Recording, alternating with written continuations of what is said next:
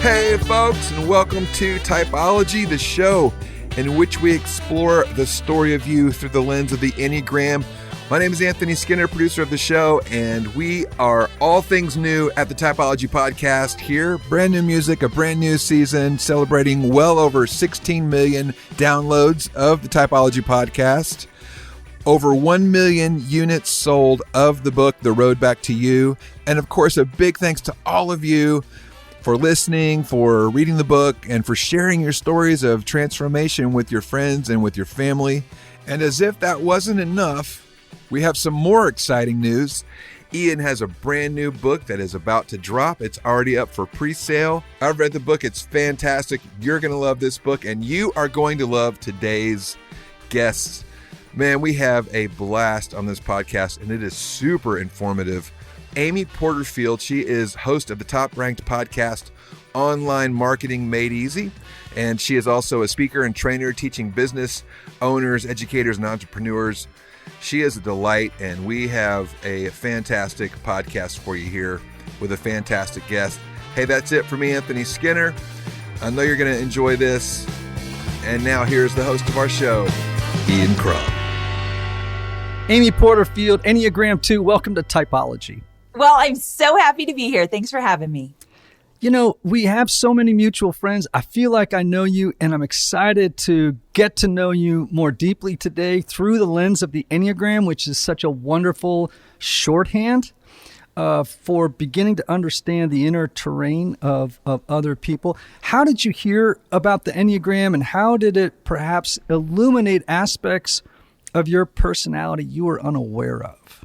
I love this question because, well, first of all, I heard about it from the Hyatts, of course. Right. The Hyatts are the biggest supporters of the Enneagram that I know. Every time I'm with them in a social setting, we are always talking about our Enneagram and what that means. So I love that. And it gave me permission to be who I am. So I'm a 2, and so I teach people how to create digital courses. I teach every single day. So that helper in me, I feel really grounded in that. I feel like I'm meant to be doing what I'm doing. But I have to tell you, I didn't tell you this when we were chatting before we went live. I've always wanted to be a 3. All my friends are a 3. And I'm jealous that I'm not a 3. So I feel like I've taken the test like 4 times because I'm like, I know I'm a 3. I'm not. I am a true blue 2. Oh my gosh. And you know what's fantastic about it is Mike Hyatt, who we've had on the show before, is an iconic 3. That's right. I mean, he is 3 like you are 2, like down to the bone. Which is probably why I love him so much. I mean, if you ask me my number one mentor, it's Mike.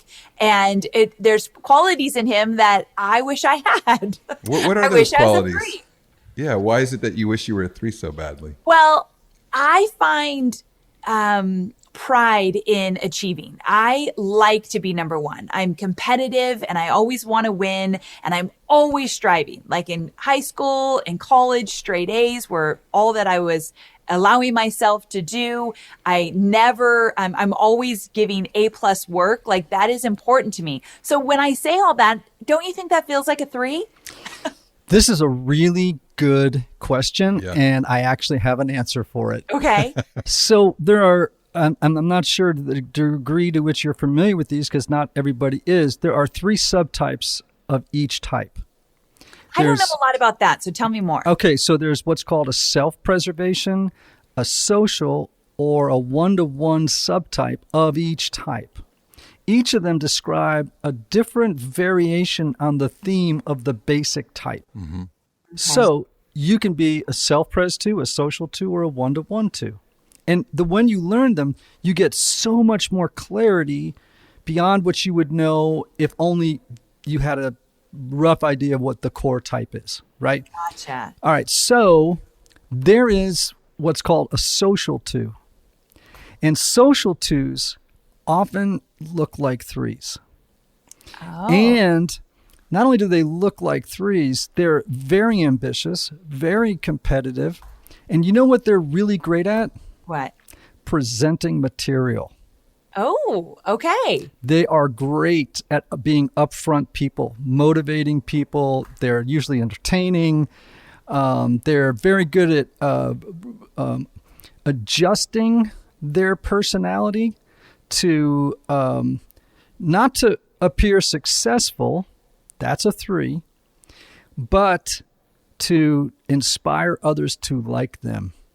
Oh, this is me to a T.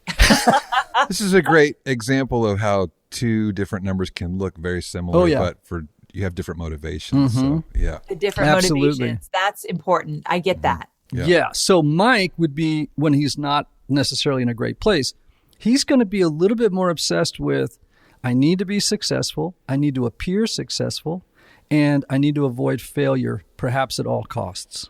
Okay. If you're a 2, that's not really your jam. If your unconscious motivation really is, you have a need to be liked, right?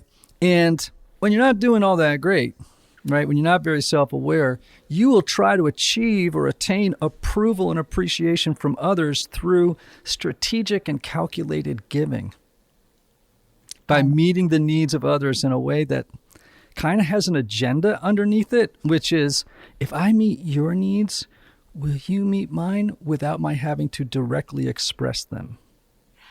Wow. I feel like when I read up on the Enneagram and talking to you both right now, I feel like it's kind of like a psychic reading. I know it's not, but it feels like, oh my goodness, like you see into my soul, because when I'm not my best, that is very, very true. I'm embarrassed to admit that, though. That's another thing about when I read about Enneagram and I'm reading about myself, sometimes I'm like, oh, I don't really love that about me, but I mean, I'm not perfect, so it is what it is, right? Right.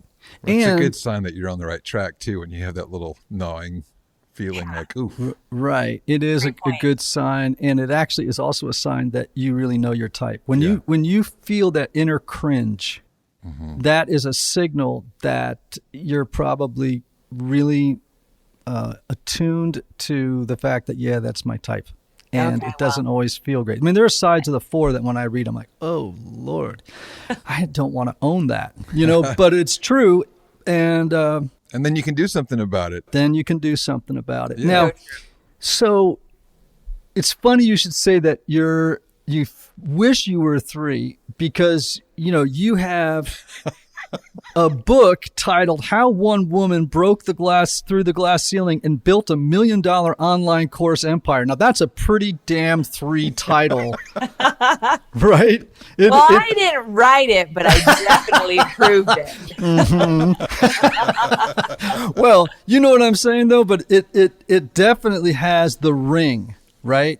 It has and I understand other people involved in writing it, and I understand the strategy behind titling things and all of that stuff. But, 3s, when they're not super healthy, again, can be a little self-promotional, right? They like to credentialize and give signals to people, hey, I'm a success. Like how I broke through the ceiling and how I did this and how I'm going to help you do that, right? That's not the case with you as a 2. It's different, right? The motivation for that kind of self-presentation is utterly different. It's about, do you like me yet? Oh, yeah. Do you accept and approve and appreciate me yet? For sure. Have you ever seen yourself, or can you remember a time when you sensed in your gut, like, I'm trying to help this person, but I kind of have another agenda that I don't want them to know, which is I want to make them like me. Anthony, we have some really exciting news to announce today, right? Yes. Tell the people what we've been up to.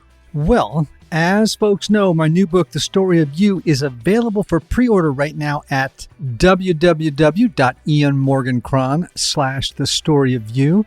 And we now have some very special incentives for those of you who pre-order. I love these perks. Tell everyone what we're offering those who pre-order. Well, if you pre-order, you'll immediately receive a free chapter of the book. Woohoo! And there's more. A 3-month subscription to our Typology Institute membership. And that's the membership where we offer a monthly exclusive podcast exclusive newsletters, and a monthly town hall? Yes, that very same membership. I love it. Let's tell the folks how they can take advantage of this offer. Well, it's easy. Simply pre-order the book from Amazon or your favorite, independent bookseller or favorite retailer, and then head to www.ianmorgancron.com/thestoryofyou. And there you'll see a sign-up form where we'll ask you a few questions. You simply fill out that, and then you'll automatically get an email with the free chapter and a code for 3 free months of the Typology Institute membership. Okay, I love this. And of course, I've read the book and I can't wait for people to get this chapter. That sounds really easy to do. What about those that have already pre-ordered the copy? Well, those who have already pre-ordered The Story of You, God bless you, get this as well by heading over to the website. All right. So what was the website again? That's www.ianmorgancron.com/thestoryofyou. And we are so pumped for folks to read this book. So, everybody, pre-order it today. Have you ever seen yourself, or can you remember a time when you sensed in your gut, like, I'm trying to help this person, but I kind of have another agenda that I don't want them to know, which is I want to make them like me? 1,000,000%. I talk about this to my students all the time. I want to say I am a recovering people pleaser, but some days it just looks like I am a people pleaser. I definitely want to be liked, which is why putting myself online, putting myself on social media specifically, people will say I don't share enough behind the scenes. People will say that I don't invite people in enough. I'm kind of all business most of the time. And the reason for that is when I invite people into my personal life, I don't like all the scrutiny. It makes me feel loved. I don't feel liked when I do a house tour and I get comments like, "You're so vanilla. Your house is so plain." I'm like, oh my gosh, I shouldn't have invited you in anyway then. Right. Wow. And so, twos are a little bit, I think, more thin-skinned than threes. Right. I definitely am. Mike will be like, okay, I lost 200 subscribers today because I wrote this blog or something like that. And he doesn't seem all that disturbed by it. I would be in the house with a bottle of scotch. Same. I am too, for sure. I hate it. I mean, I'm sharing all my dark secrets here, but yeah, when I get a bunch of unlikes for something, I feel bad for like a full day. And we know that the 2s, 3s, and 4s are all in that feeling triad. And 4s are more attuned to their own feelings. 3s are more asleep to their feelings. And 2s are more attuned to other people's feelings. So it would make sense that you would be attuned or fixated on how other people feel about your house. Oh, yeah. 1,000,000%. And it's funny. I spent so much time with 3s. As an entrepreneur, I'm in masterminds. I'm with other women that are very much 3s. And when something happens, they're like, who cares? Like, screw them. And I'm just like, I want that. I want to say that. And it's not who I am. I do care. Yeah. I also want to let people know that you have a top-ranked podcast, super popular, called Online Marketing Made Easy. And I want people to go and check that out because, particularly, obviously, for those of you who are interested in that topic. And it's super, super helpful. And by the way, I need to attend one of your classes because, we can talk about it offline about my struggles. That. Your name is dropped in so many places that I am spending time. I think you're doing pretty good marketing. I think the word dropped is critical because I was hoping for lifted up. Same thing. But it's dropped. Okay, well, whatever. That's a 4 reading negatives into situations and comments that just isn't there. Okay, that actually is true. All right. So I give lots of Enneagram workshops at companies, right, for corporate executive boards, senior executives, actually to lots of entrepreneurs. And they are always surprised when I read them a quote at the beginning of my presentation that comes from a Cornell University study of high functioning and successful, corporate leaders, right? And here's the quote.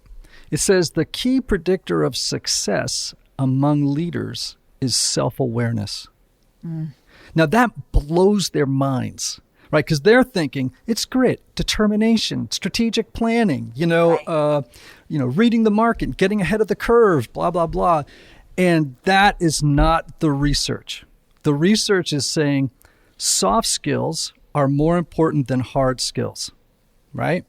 So my question for you as a successful woman in business, has created this, big multi-million-dollar business, is how self-aware are you? And what's it like when you're operating on autopilot and you're not very self-aware?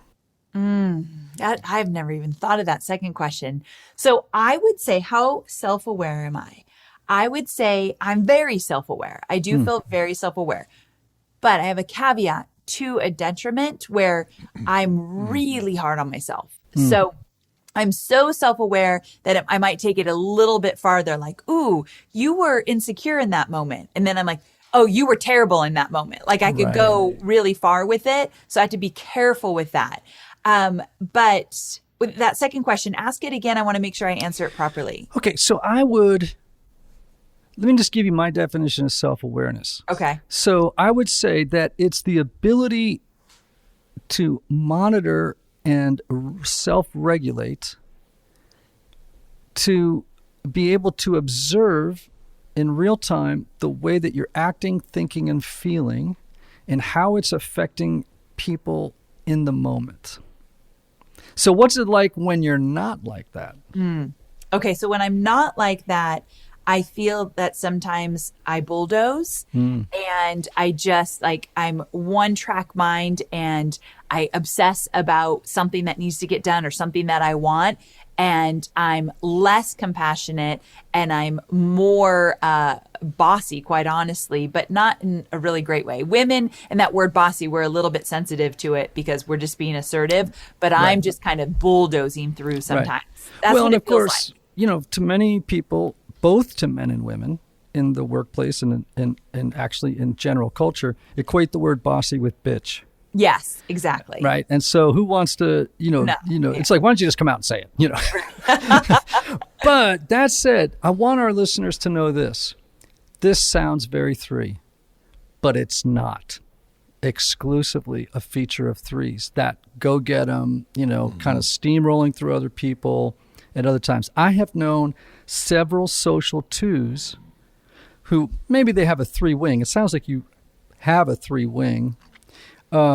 Meaning that you have a lot of the flavor of three mixed into the two.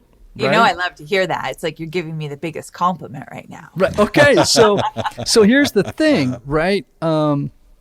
You obviously want to inculcate or integrate the high side of three, right? Meaning the healthiest kind of three, into your two-ness, if you will. But, it's important, as I said, for people to know that this is why people often misidentify people and why knowing subtypes is so important. Because I bet you most people would peg you as a three, just if they met you, right? But they don't know the unconscious motivation is to be liked, which is different than the unconscious motivation of a three. Secondly, they don't know your subtype. If they knew your subtype, which is a social two, they would know that social twos are, as I mentioned, competitive, go-getters, awesome up front, inspiring, moving in front of crowds. They love to be experts on a particular topic and be known as the expert on that topic.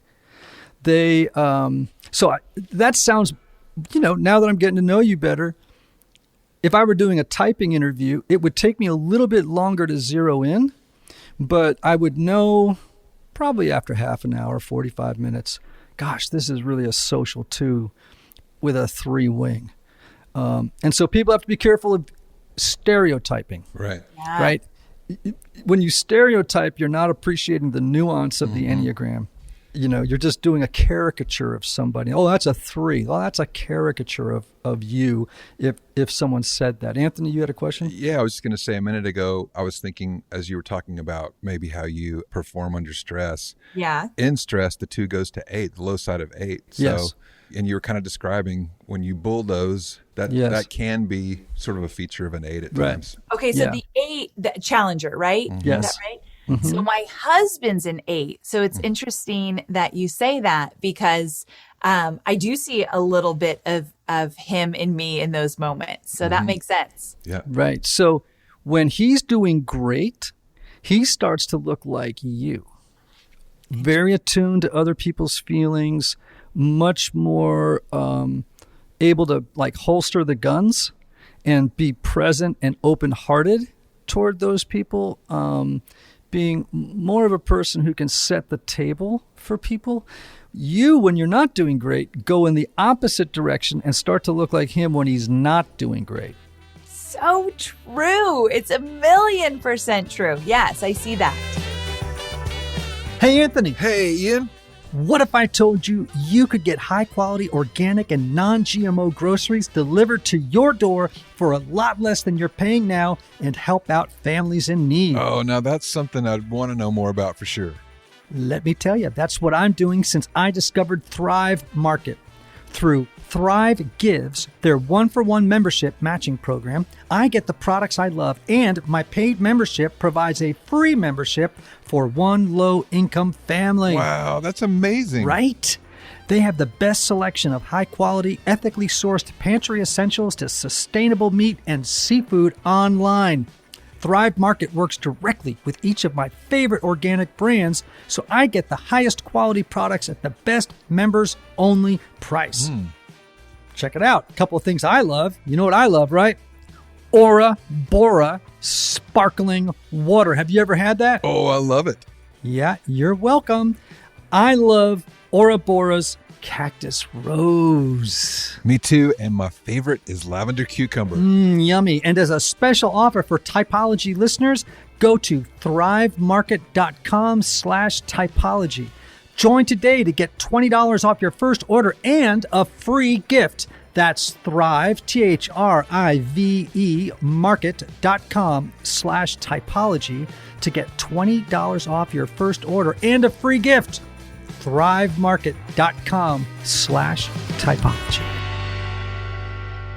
So going back to the question about self-awareness, and I defined it as this ability to monitor and self-regulate the way we act, think, and feel in relationship to other people. Is that a gift for you, that gift of self-awareness? Is it something you continue to work on? I think it's a huge gift for me. And here's one of the things I love about my personality and how I show up. To my core, I am compassionate.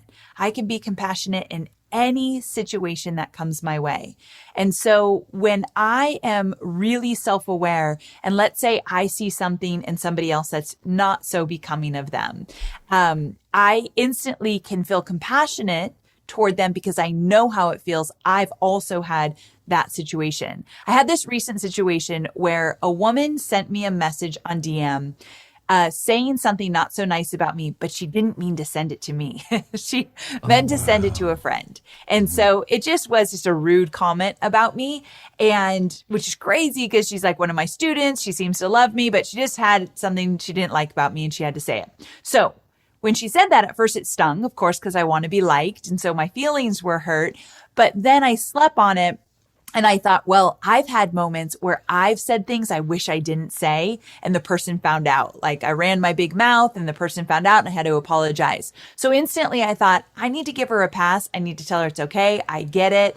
And let's move on. To me, that's because I'm self-aware of how I've shown up in the past. So I'm not going to judge someone about doing the same that I did. Oh, that's so good, Isn't Anthony. it? And we don't talk about this enough, which is that when you understand your type, and you understand its blind spots, or that you have blind spots, Right. Yeah. right? You will be less inclined to judge other people who have other types and whose behaviors may be out of line. Yeah. But you're like more. You have a humility. It empowers Yes. your ability to have empathy. Yes. Yeah. Yeah. Which, of course, 2s and 4s are pretty rich in empathy. Yeah. Right. So when I would imagine that sometimes because you're so attuned to other people's feelings, that it could slow you down sometimes in business. Okay. So funny you bring this up. Just yesterday, I was telling one of my coworkers that I don't tend to speak up to some people on my team because I don't want to stress them out. I don't want to make them feel bad. And I know they're working so hard and doing their very best. So sometimes I don't voice my desires. And I am the owner of the company, so I should be voicing my desires. But sometimes I don't because I feel very sympathetic to their situation. But I don't think that's a good thing because then I feel, okay, so here's a feeling I often get to: resentful.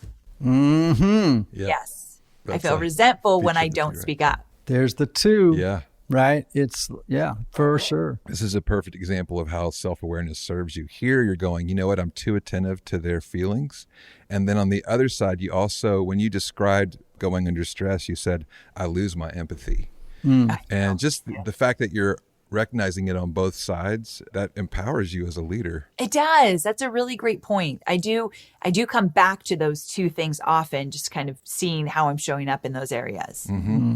Here's a question I ask a lot of guests, and it's a little squirmy. Are you in therapy right now? So I am, yes. And I believe in it wholeheartedly. Oh, me too. Thank you. Thank you for now raising my self-esteem. So here's a question. What are you working on? So one of the things that I've done recently is EMDR. Oh, yeah. And I really love EMDR, and but then also just talk therapy.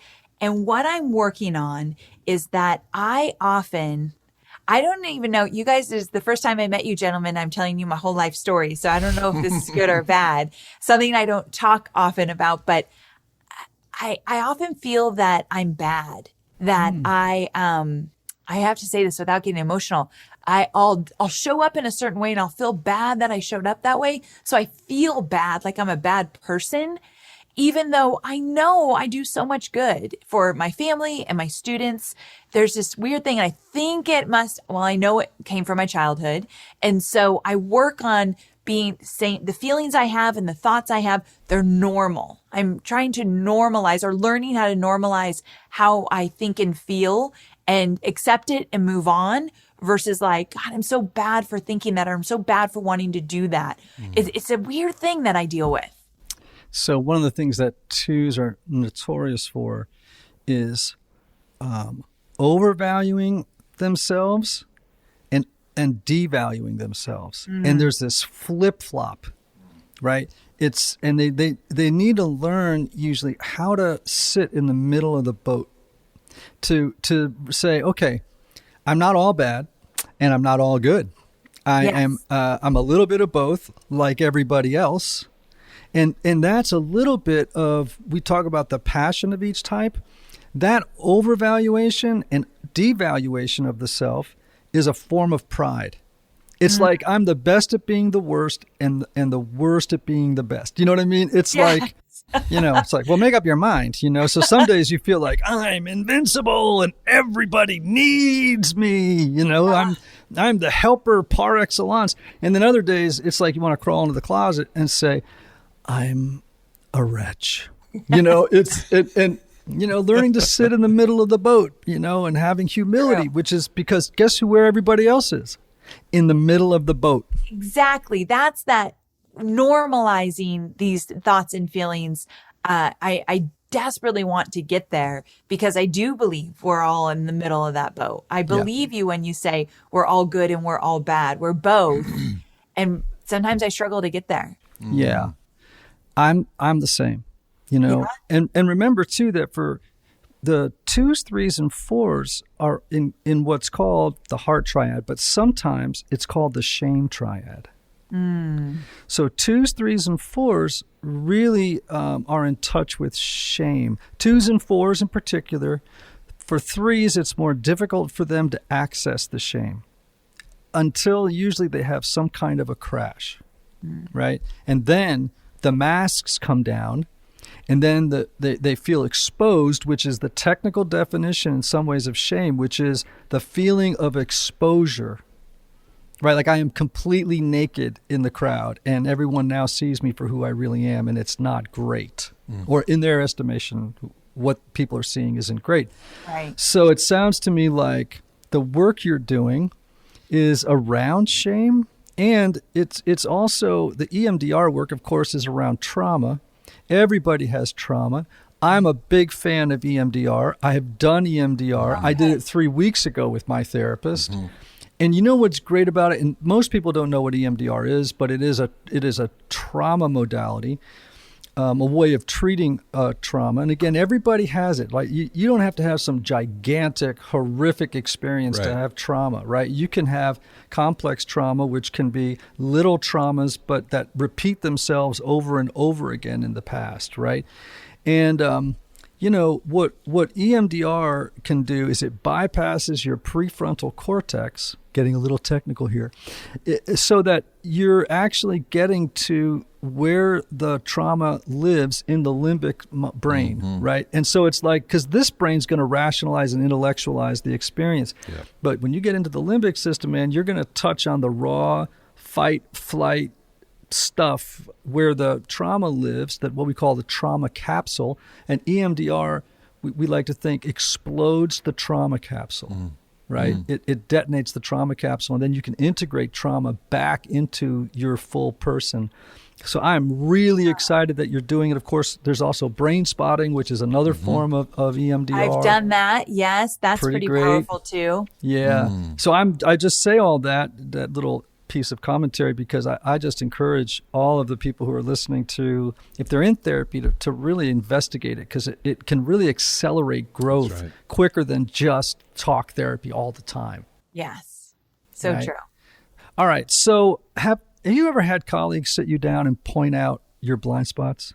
Yes. I have had my leadership team. It was really a great, fun experience. I bet.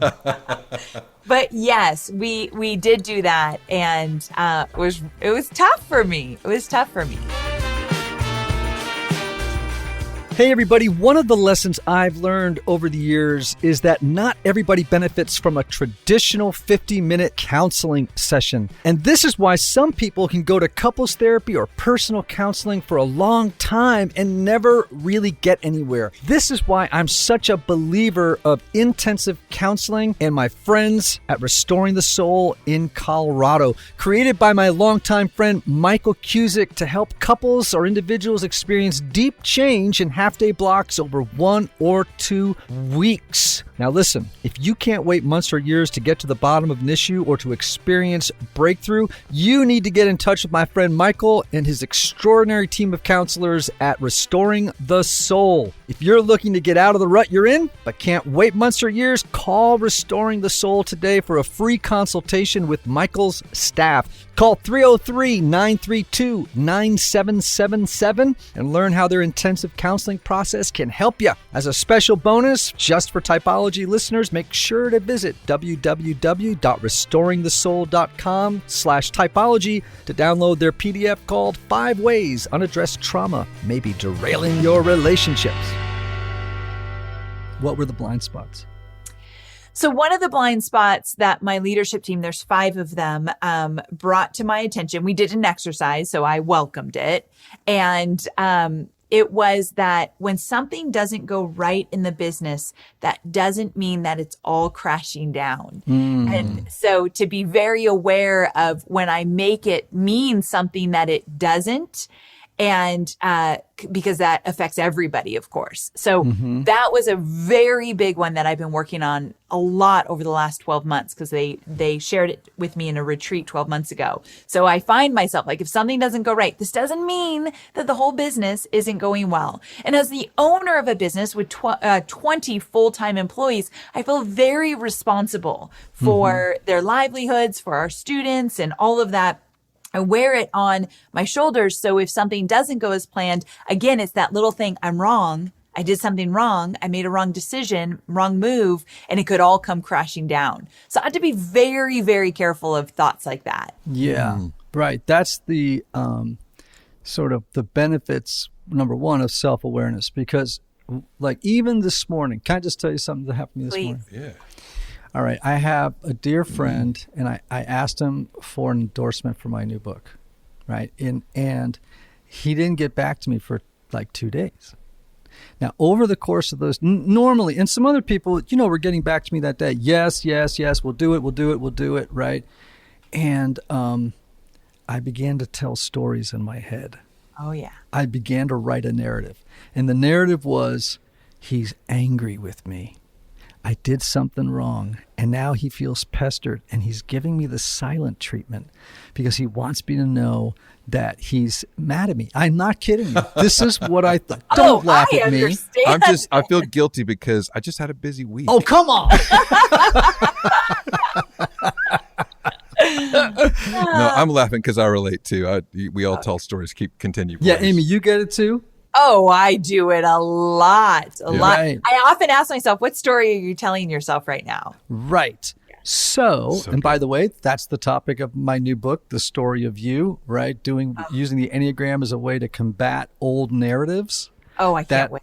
Live inside of us. It's so good. I'm already reading it. I'm in the middle of it now. Okay, so. Right. when does this book come out? Because this is the book I need. December 28th it drops. But everyone can pre-order it right now. It's up and ready for pre-order right now. And I'm strongly encouraging people to do it sure. for all the reasons that we know it's important. But when you have self-awareness, you can spot the narrative. Like I can feel it in my body. Like, I am having an feeling. And I have enough self-awareness to gaze inwardly and say to myself, Ian, this is just a story. Now, he called me back this morning. And, first of all, I just pinged him on a text, and then he immediately sent me back an endorsement. Oh. Then he called me about 30 minutes later and told me that I'd had a profound impact on his life and these beautiful things. And I just remember thinking to myself, you see, it was just a story.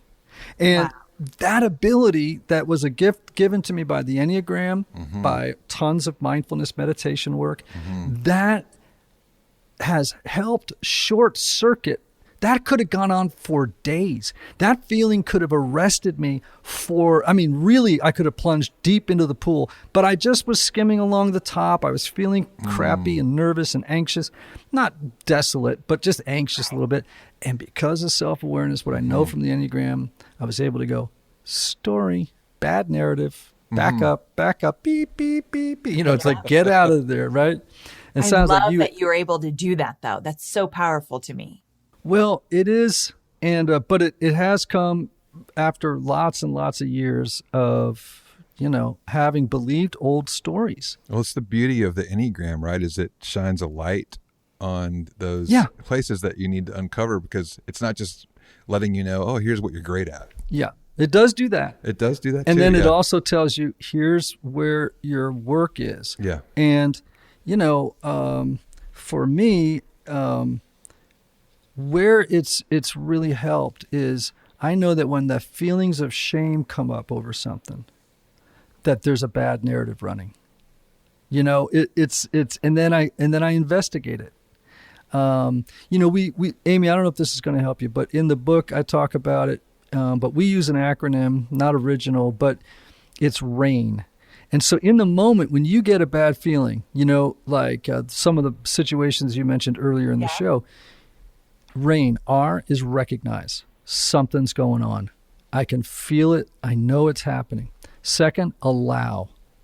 Allow the feeling. Don't try and push it away. That's our normal strategy. I love that you say that. Allow the feeling. I believe in that. Okay. Right? So just allow the feeling, and just, if you can, turn your inward gaze toward the feeling with compassion, without judgment, without trying to fix it or analyze it. Just turn with compassion toward the feeling and allow it. The next thing is investigate. Investigate the feeling. Ask some questions of it. So what do you need right now? That's a question you can ask a feeling. What do you need right now? What's the story that you're believing right now? How can I help you out of it? Or how can I help us just to be with it, right? Not how can we just be with this? And then the last word is nurture, right? We just want to nurture ourselves. And maybe yesterday I was taking a walk, Anthony, in Sevier Park, and I saw 3 parents walking along with babies in their arms. And just, it was a beautiful day, and there's just a lot of love going on between mom and baby, right? And I thought, that's what nurture looks like. Nurture is just a little bit of reparenting, Yes, and that I think is powerful. Wait, this is really good. So RAIN, it's recognize, allow, investigate, nurture. Yeah. That's powerful. That's it, and it feels doable. Oh yeah, and I'm, it's coming out in this new book that I have, and I'm excited to introduce that to our audience as a way to be in the world, and be known as the guy that did. Okay, so that's my 3-wing. All right, so let's wrap this up because I know you're super busy. You got a lot going on. So how are you specifically working on yourself to become the highest expression of who you are right now? What a great question. I am, I'm in my 40s and still working on fully accepting myself the way I am and loving myself. And I think I've made great progress, but we've got some work to do. And I want to do that for myself, for sure. But I also want to be an example of what is possible to the women that I serve, that I serve women who are becoming entrepreneurs, who are entrepreneurs. And there's a lot of scary steps along the way in that journey. So I want to show up confident and self-assured while sharing all my flaws with my audience. But I have to really stand in who I am, knowing who I am and being okay with who I am in order to do the best work. So I am working on that right now. That's important to me. Well, everybody listen up. We're talking to Amy Porterfield, host of the wonderful podcast, Online Marketing Made Easy. A wonderful, wonderful interview today. I absolutely loved it. How else can people learn about you? Well, thanks so much for having me. This was so much fun. And I'm glad you mentioned the podcast. That's where I've got all my free marketing strategies and tips to become an entrepreneur and build an online business. But also you can find me on Instagram. I'm just at Amy Porterfield, and send me a message. Let me know you heard this podcast. I'd love to connect with you all. Oh man. Fantastic. Will you take us through your house on a story? No, via Instagram? No, I will not. I can tell you, looking at your house right now, I doubt beige would come to mind. It looks pretty nice. Well, thank you. Absolutely. Which is a very thing which we can explore on another podcast because they love to bring people into a warm and inviting environment where they can share their own stories with the two. Before you sign off, I just have to say this has been so good. We have to have you on again sometime. Yes. Oh my gosh, I would absolutely love it. So thank you. This has been a lot of fun and so informative. I feel like I got an education in the best way. So thank you. We're so glad. Hey, everybody, remember these words. May you have love. May you have joy. May you have peace. May you have healing. And may you have rest.